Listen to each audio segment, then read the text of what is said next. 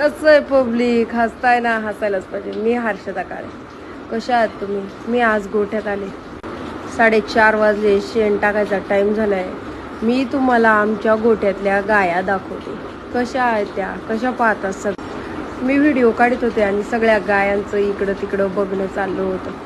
आरतीचं शिंग आमच्या तिच्या रशीमध्ये गुंतलं होतं. आमच्या आतल्या गोठ्यात सगळ्या म्हशी आणि छोट्या कालवडी असतात आणि बाहेरच्या गोठ्यामध्ये सगळ्या गाया. शेण काढायला आले होते. ही कशी पाहत होती माझ्याकडे. मी व्हिडिओ काढत होते आणि त्या सगळ्या माझ्याकडे पाहत होत्या. शेण खूप पडलं होतं. पावसाची रिमझिम चालूच होती. आरती कशी व्हिडिओ काढताना बघत होती. दुसरी म्हैस पण बघत होती माझ्याकडे. मी व्हिडिओ काढत होते तेव्हा माझा तो टाकायला जायचा होता, पण खूप पाऊस चालू होता बाहेर. आम्ही कुटी करण्यासाठी केलेलं जुगाड. पाऊस चालू होता. पावसाने आज काही सुट्टी घेतलीच नाही. पाटील कुटी करीतच होते. मी तोपर्यंत सगळं शेण वगैरे सगळं गोट्यातलं आवरून घेतलं. आणि ही शाळू आणि मकाची कुटी आहे. पावसामुळे वैरण भिजली गेली आहे, त्याच्यामुळे ती अशी दिसतीये कुटी आमची. लाईट पण कमी जास्त होत होती खूप, त्यामुळे आमची कुटी अशी मोठी पडत होती.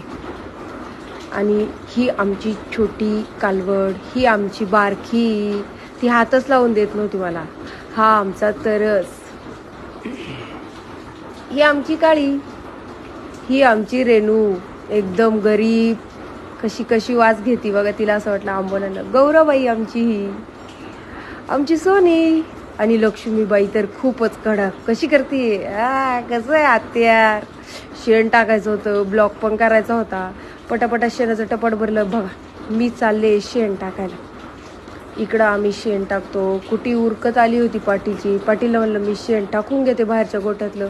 मग मी पटापटा शेण भरलं आणि टाकून. रोज पाटील शेण भरून देतात आणि मी टाकायला असते. पण आज पाटीलला टाईम झाला होता कुटी करण्यासाठी, त्यामुळे माझं मी शेण उचललं सगळं. पाटीलला म्हटलं तोपर्यंत तुम्ही कुटी टाकून घ्या, मी सगळं बाहेरच्या गोट्यातलं शेण टाकून घेते. तोपर्यंत तुम्ही गुरांना कुटी आंबवून टाका. मला काय शेणाचं टपड उचलून. पाटीलची माझी थोडी मस्करी मज्जा चाललीच होती. गोट्यात आल्यावरती आमचं चालतंच थोडंफार.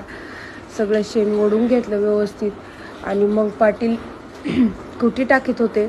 मी शेणाचं राहिलेलं एक टपाट तेवढं टाकून घेतलं. असा होता आजचा माझा ब्लॉग. थँक्यू.